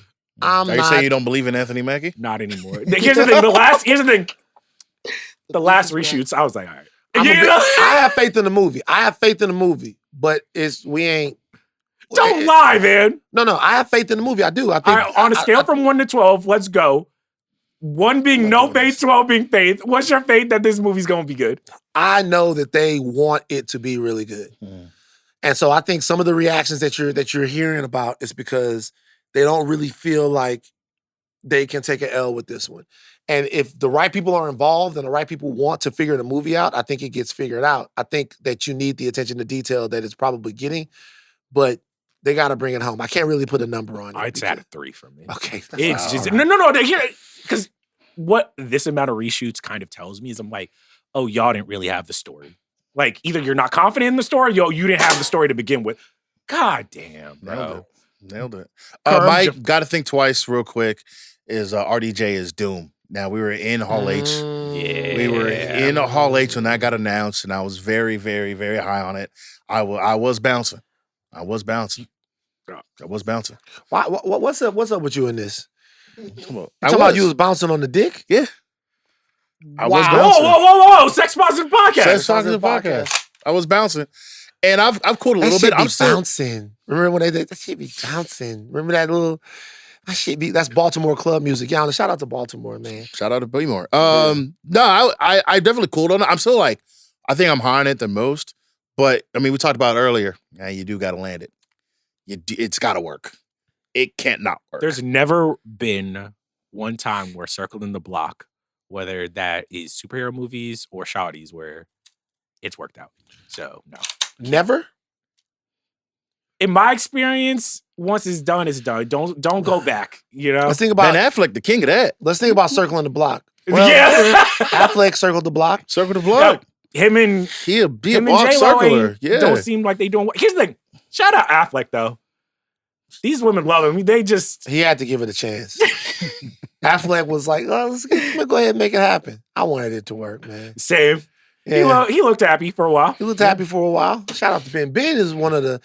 It's a couple white boys out there that I would really be pissed off if we got bad news about him. Yeah. If Ben's nigga tapes come out, it's going to be a tough day. Really quick, who are the top 3 if, like, shit gets out where you're like, damn. If they nigga tapes came out? Yeah. Ben is up there for me. Ben is up there. Tony Hawk. Tony Hawk would be. Tony Hawk. Steve Blake. Devastating. Steve Blake. I fuck with Steve That would Blake, be man. tough. I fuck with That Steve would be Blake, bro. so I- tough. Are we talking about bro. Lakers legend Steve I'm Blake? talking about Yes. Steve Blake. Yes. Bro, I fuck with Steve Blake. Let me tell you something. Oh my gosh, man. Pound for pound, Steve Blake is one of the toughest guys in the history of the NBA. Honestly, Steve yeah. Blake was ready to get hit. I like Steve Blake. Steve Blake would be one. I'll put Adam Sandler in there. If Adam Sandler said that saying the N-word, I'd be so up. Yeah. I mean, and by the way, look, it's not like I'm saying, oh my God, it's the white guys or whatever. I'm saying it's just, You got to look at him different. most times you're not disappointed because you're like, Well, you know, when it happened with Justin Bieber, I'm like, yeah. Now you can see that, right? Yeah.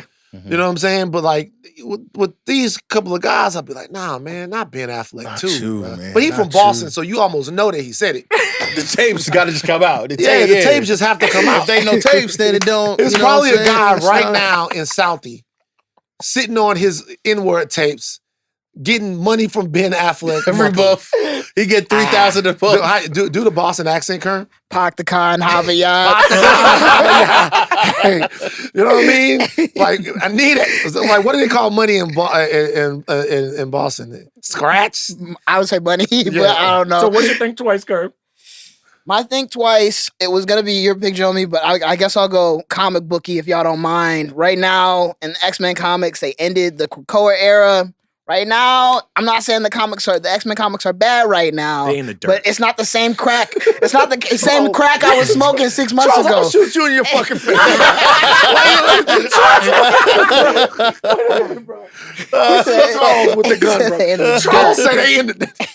Hey, wait, Kerm, are they not? Wait, Kerm, The dirt's not fair. Kerm goes, There's, they're not that good. Charles goes, they in the dirt. like, there's still plenty of good comics right now. You know, Storm. Jesus Christ. There's exceptional X-Men. There's plenty of good comics, but again, it's just not that same crack where like Wednesdays came around a year ago and I was like, I gotta have What's it. wrong with Now, them?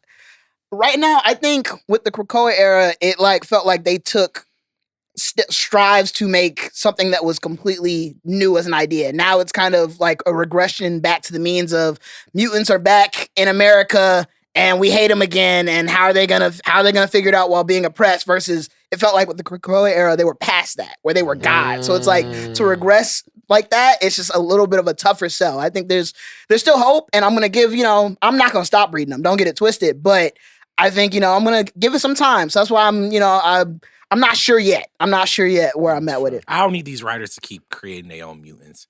Every writer gets on an X-Men book and they like, here's 5 new characters for y'all. I'm like, bro. yo, pull out Wolverine, Cyclops, and Storm, and Is Wolverine dead? No. You're not dead? No. Who dead? Who's dead for real? For real? Magneto? Magneto's alive, but he's kicking barely. He could be dead. Professor Charles X is in jail? Yeah, he's pretty much dead. Like he's written off. Charles Xavier is. They But fuck threw that him- nigga. So that's they the put him best in the part of the X X-Men Mansion, comics. right? They turned the X Mansion into a school.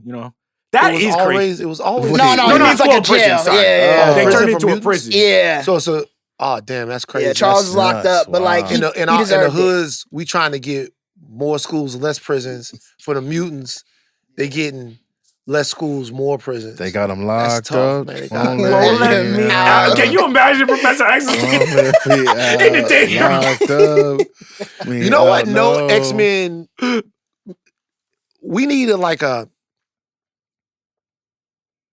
Have they done X-Men Black? Like a nigga team? We I don't need. think they We call don't it got that. enough. We don't got enough black X-Men. There needs to be Yeah, a like- mutant. Bishop. There needs to because think about it. Sync. But think about it though. Spike. There They needs gonna to bring be him an a TV X-Men show. vertical of like a bunch of mutant kids that came together in like Jacksonville or Baton Rouge. I fuck with that. And they're all together and they can't really they learn how to control their powers I feel together. like we're giving up like good. Okay. Nah, Good dude, content right we now. should just We need to that write shit. that ourselves. YNs. You know what I'm saying? But that's crazy. That's cool. Think about like in O Block or somebody like that. First character, what I need does a YN character stand named for? like Bulletproof or some shit where you can't shoot them. Yeah. Like, Yeah. I see the That vision. first issue, they like, we gotta take Tao King Paul.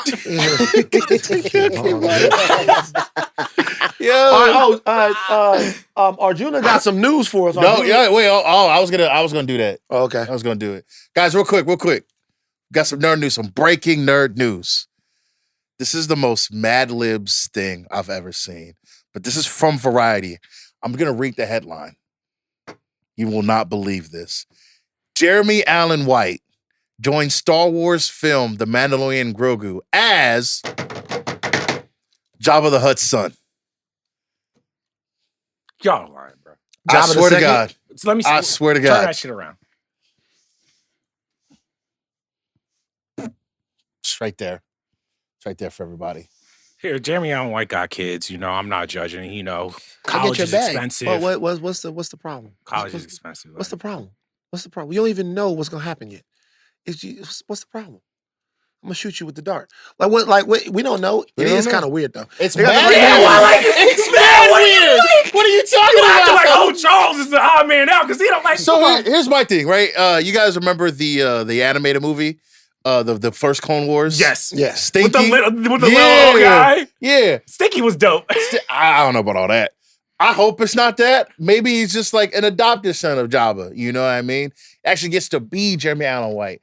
Because what I will like be struggling to reconcile, we get Jeremy Allen White in Star Wars, big budget, and he's just playing like a smaller Jabba the Hutt. Yeah, like that's what he's doing. That's what's I kind of feel like you can get anybody to do that though. But they wanted him. It's weird, but it is what it is. Nah, they just man. Yeah, Mandalorian and Grogu. Well, say what you say. Come on, bro. No, I'm saying Mandalorian and Grogu to me is fighting an uphill battle. I don't see how the movie could be bad. I do. But I also kind of don't see how the movie could be good. I don't even see how most people are going to even give a shit about the movie. Oh, they're going to see it. Yeah, they're going to see it. Absolutely, they're going to see it. I do, yeah.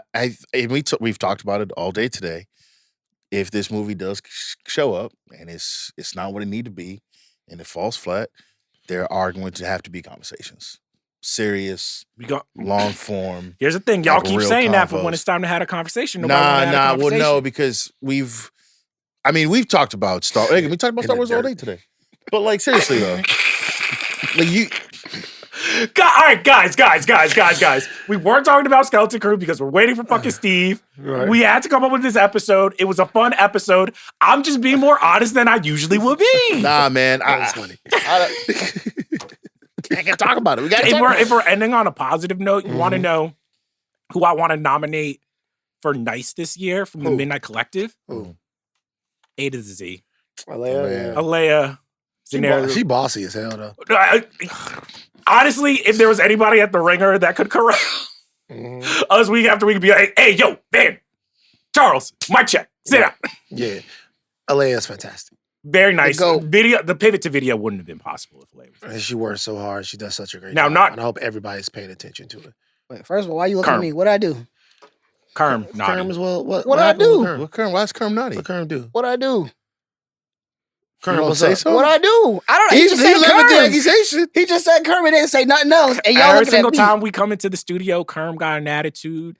He's just like, you light-skinned motherfucker, sit the fuck down. Wow. Shut up. That's true. That's true, Kerm. Stop bitching, Charles. That's crazy. I will have to ask, Kerm, you did a wonderful job today. How does it feel to be sitting in? Hey, man. First and foremost, these lights are real bright. So I got to commend y'all on what y'all do on a weekly basis. Talk for an hour plus. It's a lot, you know. First half, I was like, this shit's easy. Once y'all started talking Star Wars, I was like, it's a long day. It's a long day. We lost you. we love you, Steve. We need you back. We talked about this Star Wars thing. This dude was like, I'm going to start watching Star Wars. You know what I'm going to watch episode 1, The Phantom Menace. All right. I saw Liam Neeson with a ponytail and there was some big green thing next to him. I was like, but that's a tough way to get started. I was like, this isn't for me. Right. So one day I'm gonna give it the formal watch. Stop doing that shit that black people do. Like, it's too much for me. I can't do stuff. Like, motherfucker, like watch Star Wars. I feel like all people do that, not just black people. No, because like we can do hard things. Yeah, what? Well, everybody does it, but Kermit was doing like, Star Wars too much for me.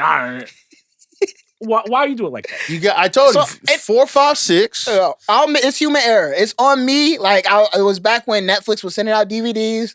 I said I had Star Wars Episode 1 sent to my crib. You were like 6 when they started sending out DVDs. We 2 years apart, bro. We 2 years apart. And I remember I was probably like 15, 14, maybe. And I put that on. And again, I was like, Liam Neeson, cool. Why do you have a ponytail? And big green thing, I turned it off in 15 minutes. What is that's this on big me. Green thing? I don't remember. Talk about Jar Jar Binks? Yes. Yeah. Jar Jar Binks ain't green? There was some CGI creature with Liam Neeson early on. No. The guys from the Trading Guild, from the I know what y'all talking about. Yeah, the Trade Federation? Yeah. They're no match for droids. So I'll admit that's on me. Episode 4, I will watch within the next 3 months. Give me time. You've never seen? All right. Never seen New Hope, never seen Empire Strikes Back, never seen Return of the Jedi. I don't give a fuck what you watch. That's a wrap. On Thursday, House of R gives you their deep dive on Skeleton Crew Episode 3.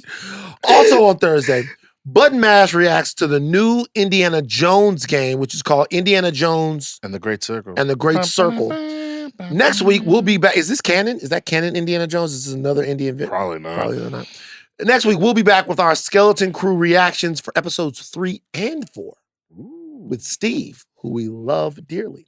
Our producers are Jonathan, what did I call you? The Midnight? Big Magneto. Big Magneto. Big Magneto. Jonathan, Big Magneto Kermah. Aleya, SOB Zenieris. Jomi, Adeniran on socials. No hashtag. Well, there's no Steve not here. Hashtag Todd Phillips gotta see Jomi. Todd Phillips gotta see Jomi. Yep. I'm putting my money on Todd top. Phillips whooped the piss out of you. And additional production from Arjuna Ramgopal. Chuck, take us out.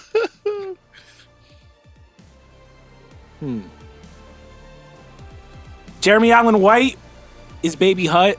The Midnight Boys apologize to anyone we hurt. And as far as X-Men comics, sadly,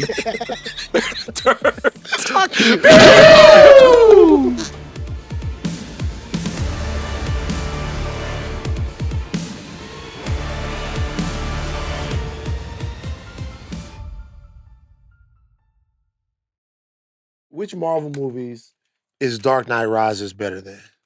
a lot of them. A good chunk. A good chunk. Maybe probably 2/3 of them. 2/3 of them? I say Dark Knight 2/3 Rises? of them. Do you think the Dark Knight Rises is better than Black Panther? No. Yes. Hey, record. Are we We've been Dark going. Knight, Wow. Dark Knight Rises is better than What? Black. It's not. That's It's crazy. not. What? You ready? I don't think it's a It's bad not. take, All but right, I don't have this- the heart to It's say not. it. It's not It's that not. much This is- higher, but it's so better. So this is. But you So the this one that is don't Brent- like Black Panther. I think that. Okay, let's just talk about it. Okay. Is Dark Knight okay? Let's do it real quick, Mhm. and we're gonna put this either in the post credits or we can just. So they probably already got it, but you started this saying what percentage of MCU movies is the Dark Knight is the Rises better Dark Knight than? Rises better than? Right. So do we want to go through the movies or we just want to do Black Panther? Let's just do this real quick as a Okay. thought experiment. Since Okay. we okay, so is it better than Black Panther? Yes. Is it better than Civil War? Yes. Dark Knight Rises is better than Civil No, War. bro. Yes. I don't know. Yes. I can't co-sign that, big brother. I Yes. can't do that one. Okay, I we don't. gotta It keep won't- going. it- War is top It tier. looks better. There's more quotables. The acting I'm is not better. talking about the Oh, quotables. yeah, I'm talking about man. the movie. Is the Yes, movie the better? I would rather Okay. watch Dark Knight Rises over Civil War. Okay. Okay, I don't is think so. is it better than Winter Soldier? No. No. Is it better than? I mean, they're obviously movies. I'm only going to name the MCU movies that we all agree are quality. Mhm. Is it better than Thor Ragnarok? Is Dark Knight Rises better than Thor Ragnarok? I think it depends Yes. on the day for that Yes. one, though. Yeah. Because it depends on what mood you're in. If Love and Thunder hadn't come out, I would still I'd still give it.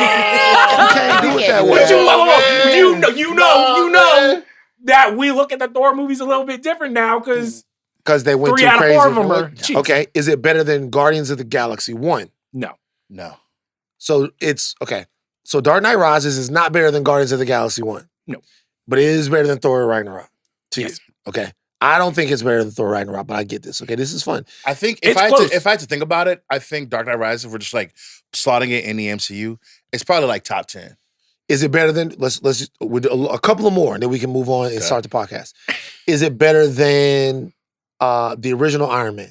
No. Yes. No. Dark Knight Rises is better than the original Iron Man. I would rather I No. would rather watch The Dark Knight Rises as a piece of art. I think it is better than the original one. Would you say that it's better than It's not more important though. There's Right. a difference. Is it better than both? Is it better than either Endgame or Infinity War? No. Infinity War is better than Dark Knight Rises. Don't do this. Dark Knight Rises is better than Endgame. Dark Knight Rises You're is better than Avengers crazy. Endgame. Yes, I see? don't like Endgame that my much. Okay, God. so- I like Infinity War a lot. I think Endgame is like Endgame gets the bump because it's just like it's the end of something, but as a movie, It's spectacular. I'm sorry, no movie with Fat Thor playing Fortnite is gonna get that type of respect. Okay, man. Like, okay, cool. you know what I'm saying? Okay, cool. All right. Yeah, okay, real quick, and then we can move on. Fat and, shaming's crazy, by the way. and, That's and, wild. and it is crazy, right? Mm. Especially when I'm sitting right Whoa, here. I'm not fat shaming. I told you look good, Oh, man. thank you, my brother. You look great. Is it okay? So I would assume that you guys have it better than all the Spider-Man movies, Yes, All the easily. MCU Tom ones? Holland Yeah. ones. all the MCU Yeah. ones, yeah. all the Spider-Man movies is better Uh-huh. than all of them. Mhm. Just Tom Holland. Yes, So it's better than No Way Home. yes. Yeah. It's better than okay, Yeah. cool. All right. Obviously, there's no MCU movie that's come out in the last 4 years that it's not better than then. To Jomi's Guardians point, 3? Dark Knight Rises would be a top 10 MCU movie. easily. You Okay. just decide which. Like, I'd probably have it like 7 or 8, like just off the top of my head. Like, I don't think it's. If I'm like, I think my hottest take about it is that it's not better. Dark Knight Rises is not better than the first Avengers. All right, come on. I don't think it is. I don't think it is either. I don't think it is. I don't think it is either. I don't think Dark Knight Rises is better than Avengers Ultron. Whoa. Oh Wow. Whoa. That's spicy. I'll put it to you. That's I'll put it to spicy. you. That's hot. I don't even think there's As a matter any of fact, if stunt. anything, they're like right. I don't think there's any stunt that's colder in honestly all of the MCU than like the first 5 or 10 minutes of them ripping the fucking plane shit off and Bane's It's like practical and all that. That's great. Yeah. Like, Exactly. that's awesome. But like at the same time, Dark Knight Rises is bloated. it is Yeah. bloated. It goes Yeah. on too long. It gets difficult to. There's a lot going on. It's not and a it perfect- loses itself. But like in terms of like I can't like them chanting while he's climbing up the Massa, shit. Massa. Like Hey, Bane hey, walking Massa, into the Massa. football Hey, stadium hey. when Bane is like punching the fucking columns and shit. I'm like, But you said it was better than Civil War. I can't do that. so here. First of all, I don't like Civil War that much as a film. Okay. I don't think it actually lives up to the source material that well. Mm-hmm. Fair. And It's different. I will be honest, if we're gonna be real, I recently watched Dark Knight Rises this year. It's aged incredibly well in terms of how it certainly has. in terms of how it looks like a movie. Mhm. And I think what we're kind of learning with a lot of the MCU movies, especially like the latter stage ones, is like they kind of rough to look at. I'm not gonna hold you. There's only one thing that hasn't aged well about the Nolan movies, and it's the performance of Christian Bale. Really? Oh, you lying, Really? man. You are lying. As Batman or as As, Bruce Wayne or just as a whole? Just the only thing about those movies that hasn't aged well is his performance. You are Respect lying, Batfleck, baby. bro. That's the Respect only thing. Batfleck, baby.